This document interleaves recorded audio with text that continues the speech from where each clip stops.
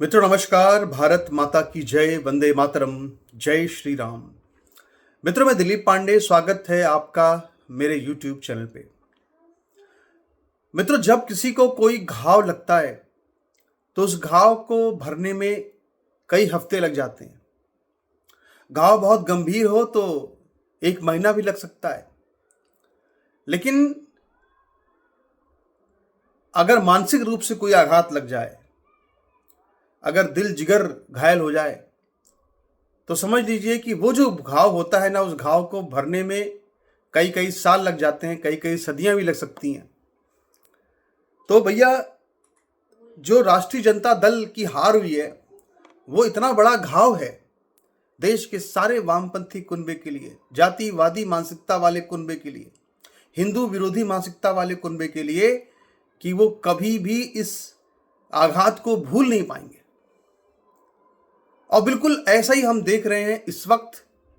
जो social media है उस पर जिस तरह की आवाजें सामने आ रही हैं, वहां पे जिस तरह का ड्रामा इस वक्त चल रहा है, उससे आपको ये बात समझ में आएगी जो मैंने आपसे आज से कल मैंने वीडियो जो बनाया था। बिहार का चुनाव आया तो मैंने संकेत कर दिया था कि ये जो बिहार का चुनाव है ना, ये बिहार का चुनाव जो है, वो जो लोग मनुस्मृति को जलाया करते थे, जो लोग हर वक्त ब्राह्मणों को गालियां दिया करते थे, उनके लिए ये चुनाव जो है, इसका नतीजा बर्दाश्त करना उनके लिए बहुत मुश्किल है। और वो चीज आज हमारे सामने बिल्कुल सामने आ गई सोशल मीडिया पर। एक तो सबसे पहली बात, आपने देखा किस तरह की ट्रोलिंग चल रही थी, किस तरह की ट्रोलिंग चल रही थी सोशल मीडिया पर। जो आरजेडी की 2 प्रवक्ता, उनकी कैसी ट्रोलिंग चल रही थी वो तो आपने देखा। उसी पर चर्चा करेंगे आगे, कैसे उस पे जो बलबलाहट है, जो तकलीफ है, जो दर्द है, वो किस तरह से पूरी दुनिया देख रही है। सार्वजनिक रूप से रुदन चल रहा है, बड़ी पीड़ा हो रही है इनको। वो सब चीजें आपको हम बताएंगे आज। और ये जो लोग सब कहते हैं कि साहब मनुस्मृति को गालियां देते रहते हैं, मनुस्मृति ने ये कर दिया, मनुस्मृति ने वो कर दिया, मैं आपको कुछ दिखाना चाहता हूं। आप जरा इस चीज को एक बार देखिए यहां पर, कि यहां लिखा हुआ है। आप हेडलाइंस अगर आप देख सकते हो तो मैं आपको हेडलाइंस यहां पे दिखा देता हूं।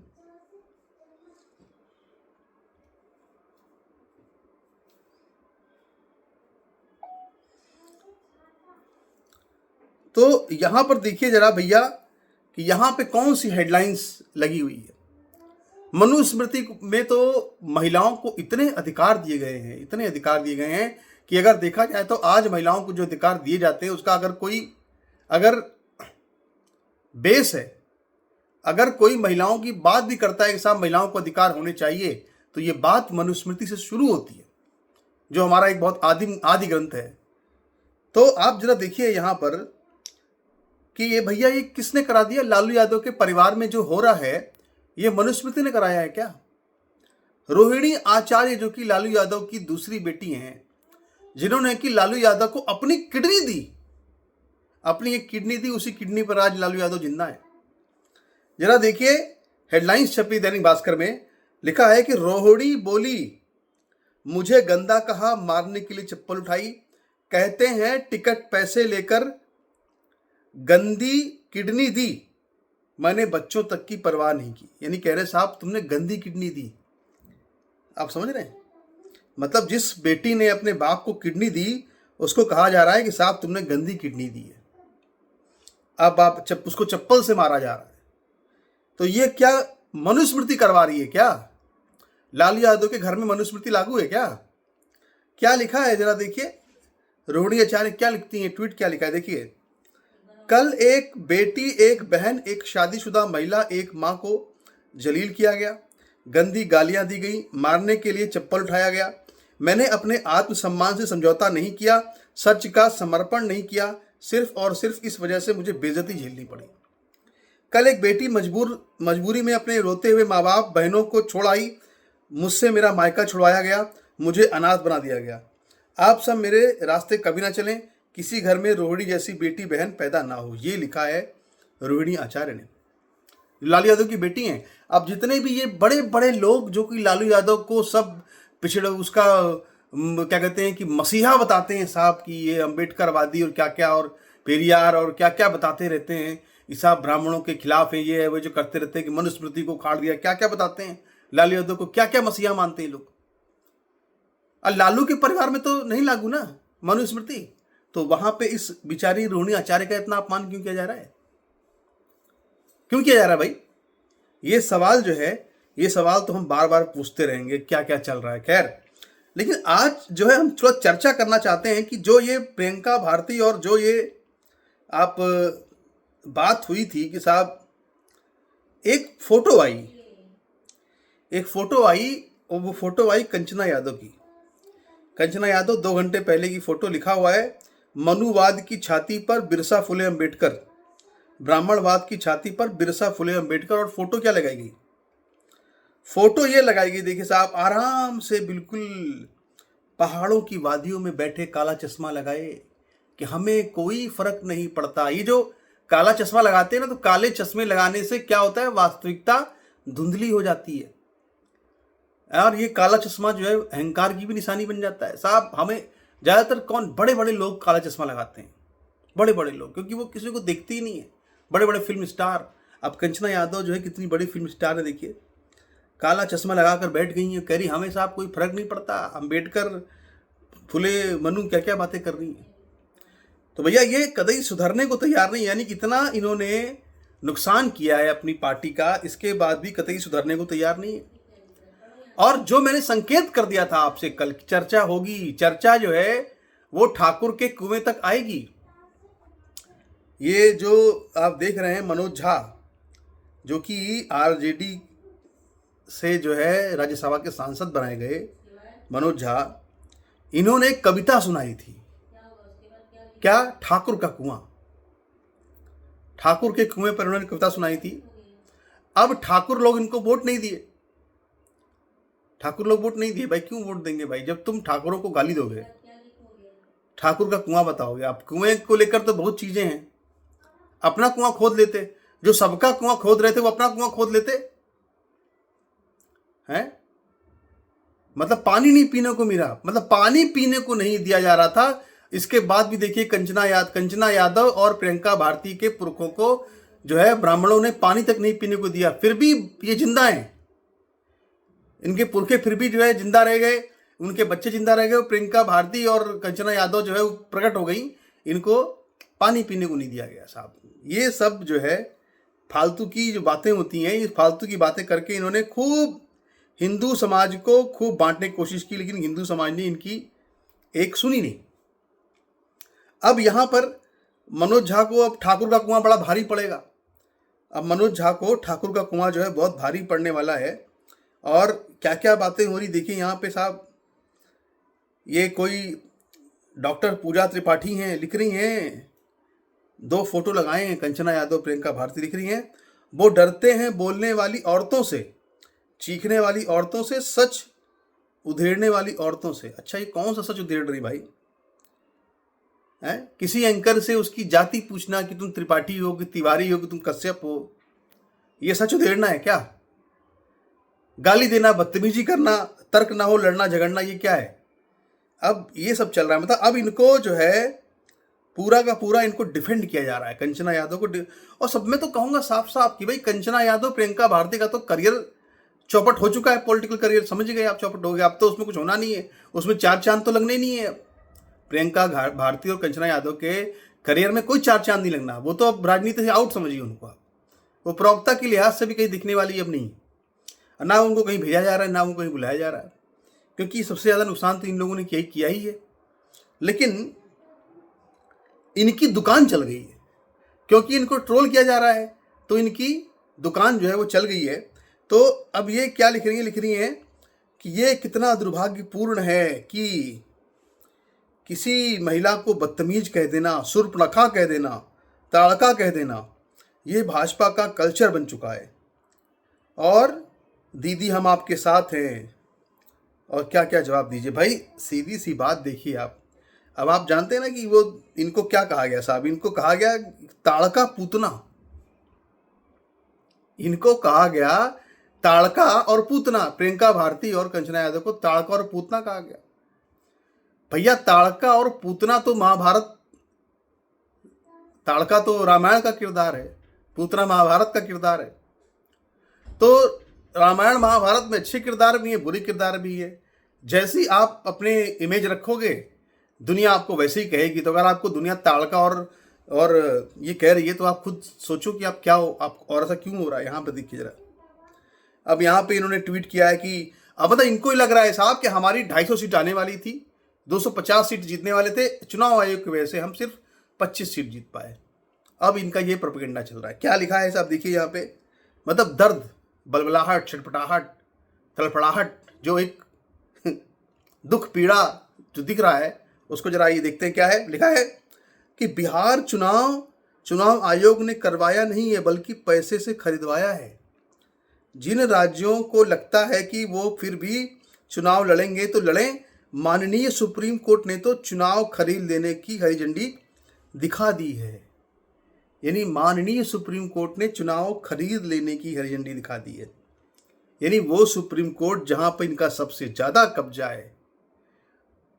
जनता की अदालत में हार गए, वहां जीतते हैं, सुप्रीम कोर्ट में जीतते हैं, जनता की अदालत में हार जाते हैं। तो आप अपने सुप्रीम कोर्ट को भी गालियां दे रहे हैं। सोचिए किस तरह का क्या है, वो गुस्सा है, किस तरह का दर्द उठाया। और देखिए यहां पर भी वैसे ही भाई, यहां लिखा है कि कंचना यादव लिख रही है साहब कि मैं तो घास हूं, आपके हर किए धरे पर फिर से उग आऊंगा। मैं तो घास हूं, आपके हर किए धरे पर फिर से उगाऊंगा। लिखा है कि आज जो नफरती जहरीले जातिवादी लोग हमला कर रहे हैं, करते रहने दीजिए। यह बताता है कि ये बस अब तक चुपचाप सहते रहे थे इस बात को कि सदियों से जिन लोगों को हमने पढ़ने नहीं दिया, बोलने नहीं दिया, आज वही हमारे बगल में बैठकर हमसे सवाल कर रही हैं। इन मनुपुत्रों और मनवादियों को ये बात अखर रही है, इसलिए यह सब बाहर आ रहा है। यानी जो कहने का अर्थ है वो ये है कि आदमी का जो मूल स्वभाव है वो कभी बदलता नहीं है। और ये जो कंचना यादव और जो प्रियंका भारती हैं, ये लगातार मनुवाद की चर्चा करके, मनुवाद की बातें करके ये बिल्कुल आरजेडी को 25 से 0 पर, यानी 25 से 0 पर ले जाएंगी। और हमें तो याद आता है साहब, वो कहते हैं कुत्ते की पूंछ कभी सीधी नहीं होती, चाहे उसको कितना ही पाइप में रखिए 1-2 साल फिर भी टेढ़ी रहेगी। क्या कहते हैं उसे कि नीम न मीठो होए सींचो गुड़ घी से। हैं, नीम कभी मीठा नहीं, हालांकि नीम तो नहीं है, ये तो सब विषैले हैं, विषैले कोई पेड़ पौधे जैसे हैं, लेकिन कहते हैं कि नीम न मीठो होए सींचो गुड़ घी से। तो आप ये समझ लीजिए कि अब और भी बहुत सी बातें हैं करने के लिए कि तमाम इनके ट्वीट्स इस तरह के आए हुए हैं। अब ये बिल्कुल जिस तरह से छटपटाहट है इनकी बिचारियों की, वो देखने लायक है। अब लक्ष्मण यादव हैं, अखिलेश की स्क्रिप्ट लिखते हैं भाई, ये भी इनका जरा पढ़ लेते हैं। क्या लिखा है, लिखा है कामयाबी के कई वारिस होते हैं, नाकामी लावारिस हो जाती है। बिहार चुनाव में महागठबंधन की हार के बाद सोशल मीडिया पर आरजेडी के प्रवक्ता कंचना यादव और प्रियंका भारती पर जातिवादी ट्रोलिंग हो रही है। असल में ये हमला 2 महिलाओं पर नहीं बल्कि सामाजिक न्याय, संविधान और बाबा साहब अम्बेडकर के विचारों पर वैचारिक हमला है। जो आंख में आंख डालकर बोले उन्हें बदनाम कर दो, यही सामंती मानसिकता है। लेकिन यही लड़ाई सामाजिक न्याय की असली परीक्षा है। संघर्ष पुराना है, लंबा है, धैर्य व विचार से ही जीता जाएगा। भैया 2 महिलाएं कंचना यादव, प्रियंका भारती चर्चा में हैं। लक्ष्मण यादव ने भी लिख दिया साहब कि नहीं साहब, ये तो बहुत गलत हो रहा है, बहुत ही गलत हो रहा है। कंचना यादव के साथ प्रियंका भारती के पास कह रहे हैं साहब कि ये तो संविधान और बाबा साहब अम्बेडकर के विचारों पर वैचारिक हमला है।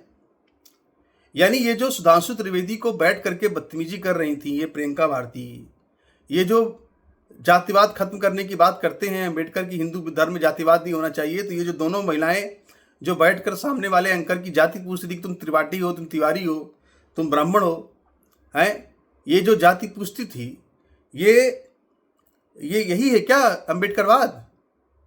ये अम्बेडकरवाद है क्या? ये इनसे पूछना चाहिए भैया कि ये अम्बेडकरवाद है क्या? अब यहाँ पर देखिए साहब, पूरी जितनी इनकी तड़प, प्रियंका भारती ने बड़ा लंबा चौड़ा ट्वीट किया है और उससे उनके पूरे मानसिक स्तर का पता चलता है।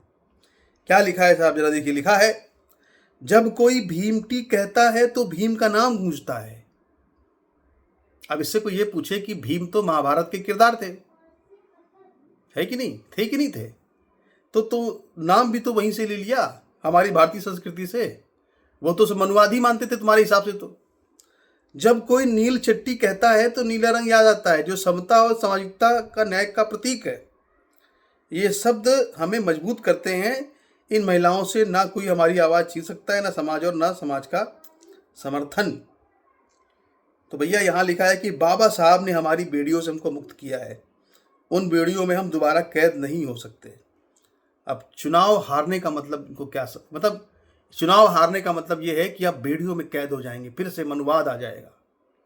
मनुवाद इन्होंने भाई मैं बता रहा हूँ, आप आज आपके घर में, अगर आप ब्राह्मण हैं, आपके घर में सब 50 तरह की किताबें होंगी, लोग रखते हैं।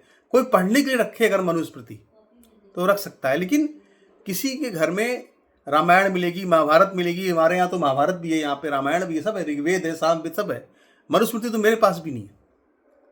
अच्छा, और भी तमाम जो लोग हैं, आप रिसर्च करवा लीजिए, किसी हिंदू के यहाँ मनुस्मृति मिलती नहीं, पर इन्होंने मनुस्मृति, जबकि मनुस्मृति से कोई लेना देना था ही नहीं इनका, लेकिन राजनीति है, किसी को विलन बनाना है तो मनुस्मृति को विलन बनाओ। ये राजनीति अम्बेडकर ने शुरू करी और ये लोग उसी राजनीति को आगे बढ़ा रहे हैं। भाई इससे कुछ नहीं हासिल होने वाला। शिव ही सत्य है, सत्य ही सुंदर है, और सत्य जो है वो हमेशा प्रकाशमान रहेगा। सत्य कभी खत्म नहीं होगा। और सत्य यही है कि जो आपने आरोप लगातार लगाए ब्राह्मणों के ऊपर कि ब्राह्मण हैं, ये हैं, वो हैं, जो आपने लगाए आरोप लगाए हैं सब पर, ये आरोप असत्य हैं। इसीलिए ये बहुत दिन तक टिकने वाले वैसे भी नहीं हैं और टिकेंगे भी नहीं। शिव ही सत्य है, सत्य ही सुंदर है, सत्यम शिवम सुंदरम। और चाहे कोई कितनी ही आप देवता बदल लीजिए, कितनी आप पूजा पाठ कर लीजिए, कुछ भी कर लीजिए, कितनी आप कट जाइए, आज भी क्या करते हैं साहब, जो शादियां होती हैं, जो कहते हैं कि ये जो कह रही साहब भीमटी बोल रहा है, भीमटी बोल रहे हैं, जो लोग बुद्ध धर्म अपना करके, या जो शेड्यूल कास्ट, बहुत से लोग ऐसे हैं जो कि भाई विरोधी हो गए, तो क्या कर रहे हैं? आज भी तो मनु की व्यवस्था पे ही चल रहे हैं। अग्नि के फेरे नहीं ले रहे, अम्बेडकर के फेरे ले रहे, ले तो फेरे ही रहे हैं। बदलाव थोड़ा बहुत ही कर दिया, बाकी तो मूल व्यवस्था आज भी हमारी चल रही है। और जब आपका कुछ ओरिजिनल नहीं है तो बहुत दिन टिक नहीं पाएगा, ये सब कुछ बहुत दिन नहीं टिकेगा। आपको वापस फिर वहीं पे आना पड़ेगा जहां पर आपको फिर वापस वहीं पर आना पड़ेगा जहां से आपके पूर्वज थे। और जो पूर्वज थे आपके, वो सताए हुए कतई नहीं थे। ये जो बात की जाती है कि हाँ इनके पूर्वज सताए हुए थे, ये सब फालतू की बातें, हम इसको कतई नहीं मानते हैं। भैया महाराजा मनु ने जिस तरह की व्यवस्था दी थी, पूरी अर्थव्यवस्था को बना करके उन्होंने ऐसी व्यवस्था दी थी कि कोई लकड़ी काटता है तो उसका भी जीवन चल जाए। एक शादी होती है, एक विवाह होता है, तो उसमें आज भी कहते हैं साहब की जो घड़े बनाते हैं उनको ढूंढो, जो लकड़ी वाला काम करते हैं उनको ढूंढो, मतलब सबको बुलाया जाता है। एक पूरी ऐसी व्यवस्था का निर्माण किया मनु ने कि कोई भी भूखा ना सोए, सबके पेट में अनाज रहो, सब कोई भूखा ना रहे, सबको कुछ ना कुछ मिले। तो भैया आप जिन लोगों ने जो समझा वो समझा, आज उसी को आप लोग गलत कह रहे हो, या कुछ लोग उसी को गलत कह रहे हैं। ये गलत है, लेकिन वो उस वक्त की वर्ण व्यवस्था इसलिए बनाई गई कि अर्थव्यवस्था थी वो, कि भाई किसी कोई बेचारा भूखे पेट ना रहे, कुछ ना कुछ सबको खाने को जरूर मिल जाए। और वो वर्ण व्यवस्था भी ऐसी थी जिसमें कि मोबिलिटी थी, यानी कि उसको चेंज कर सकते थे। वर्ण चेंज, कर्म चेंज हुआ तो वर्ण चेंज हो जाता था। बाद में वो जाति व्यवस्था बन गई, और अब तो वो संवैधानिक व्यवस्था बन गई साहब कि अगर आप ब्राह्मण हैं तो आप जनरल हैं, अगर आप फलाने हैं तो आप एससी हैं, अगर आप फलाने हैं तो आप ओबीसी हैं। अब तो उसको वैसी व्यवस्था बना दी गई है। यानी जो व्यवस्था, मूल व्यवस्था जो मनु की थी, जो अच्छी व्यवस्था थी, वो बाद में बिगड़ गई, जाति व्यवस्था बन गई। हम मानते हैं उसको कि महाभारत काल में आते आते वो जाति व्यवस्था बन गई। लेकिन आज की क्या व्यवस्था है? आज तो उसको संविधान का रूप दे दिया गया है। यानी अगर दिलीप पांडे अगर जनरल है, या दिलीप पांडे अगर सवर्ण है, या जो भी मानो संविधान की भाषा में जनरल कास्ट है, तो उसका बेटा भी जनरल कास्ट रहेगा। उसके सारे संविधान की नज़र में जनरल कास्ट। तो ये जाति व्यवस्था ज़्यादा गंभीर है जो आज हमको दिख रही है, कि जो पहले वर्ण व्यवस्था थी वो ठीक थी। धीरे धीरे सब चीज क्लियर हो जाएगी, सब कुछ समझ में आ जाएगा। कुछ भी ऐसा नहीं है भैया, समय बीतने के साथ सब कुछ क्लियर हो जाएगा ये। और हमेशा से मैंने एक बात हमेशा से कही है, और वो बात मैंने ये कही है भैया कि तप बल रचय प्रपंच विधाता, तप बल विष्णु सकल जग त्राता, तप बल शंभु करे संहारा, तपते अगम न कछु संसारा।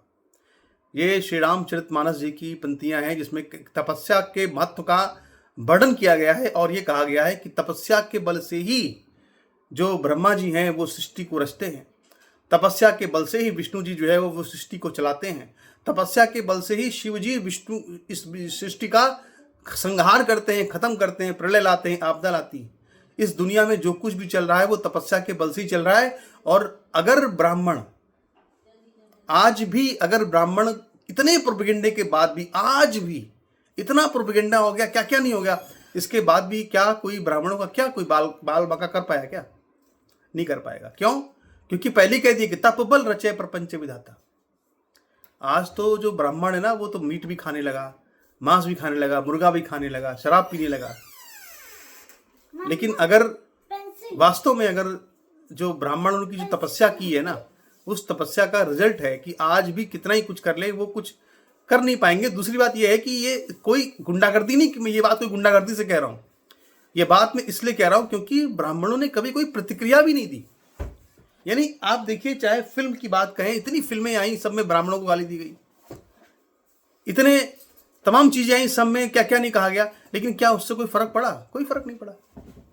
आज भी आप देख लीजिए, जो भाई हम कह रहे हैं कि ये जो मनोज झा है आरजेडी का, ये रणनीतिकार हैं, इनको लेकर क्यों घूमते हैं ये लालू यादव?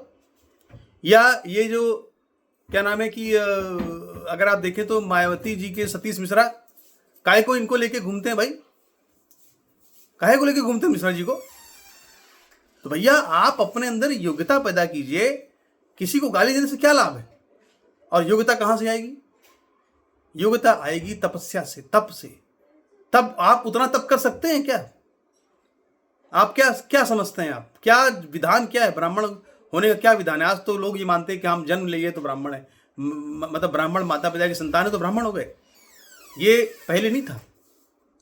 ब्राह्मण होने का अर्थ क्या होता? ब्राह्मण होने का मतलब कि आप अपनी जमीन पर आपको शयन करना पड़ेगा। आप सिर्फ 5 घर में जो है भिक्षा मांगने जाएंगे भोजन के लिए, और 5 घर में अगर ना कर दिया गया तो आपको उस दिन भूखी सोना है, खाना नहीं खाना उस दिन। ब्राह्मण के नियम कानून जो है वो बहुत सख्त थे उस जमाने में, जब जो कहते थे साहब कि ये वो कि तो जब वर्ण व्यवस्था थी, जो भी था। तो भैया यहाँ पे हर व्यक्ति जो है वो आगे बढ़ेगा, अपने टैलेंट से आगे बढ़ेगा। आप में टैलेंट होगा, आप आगे बढ़ जाएंगे। इसी समाज में तो बिरसा मुंडा भी थे, इसी समाज में तमाम लोग भी आपको ऐसे मिलेंगे जो कि पिछड़ी जाति से इनको कहा या कुछ को जीवन में आगे बढ़े। और हम तो कह रहे हैं कि जातिवाद को लेकर के हिंदू समाज के ऊपर इतना बड़ा दोषारोपण लगाने की जो पूरी अंग्रेजों की साजिश रही, जिसको कि अंबेडकरवाद के माध्यम से धीरे धीरे आगे बढ़ाया गया, वो साजिश के भी तार खुल जाएंगे। आज निकल वो भी खुलेंगे। वो साजिश, वो षड्यंत्र, वो उसका बंडा भी फूटेगा। ये मत सोचना। और हर धर्म में, हर समुदाय में, हर कौम में एक ऐसा वर्ग होता है जो कि पुजारी वर्ग होता है, जो मार्गदर्शक होता है। चाहे वो मार्गदर्शक कहीं मौलाना के रूप में, मौलवी के रूप में दिखता हो मुसलमानों के अंदर, चाहे वो कहीं पंडित के रूप में दिखता हो हिंदू धर्म के अंदर। हम तो फिर भी कहेंगे कि पंडित लोग उस तरह काम नहीं कर रहे जिस तरह करना चाहिए उनको अपने धर्म के लिए, फिर भी। लेकिन हम यहाँ कहना चाहेंगे कि बिहार के चुनाव ने कहीं ना कहीं देश के समाज को एक नए बदलाव की आहट दी है, और इसको लेकर के अब हमें सजग रहना पड़ेगा और हम देखना पड़ेगा कि आगे क्या इसकी स्थितियाँ रहती हैं। नमस्कार, धन्यवाद।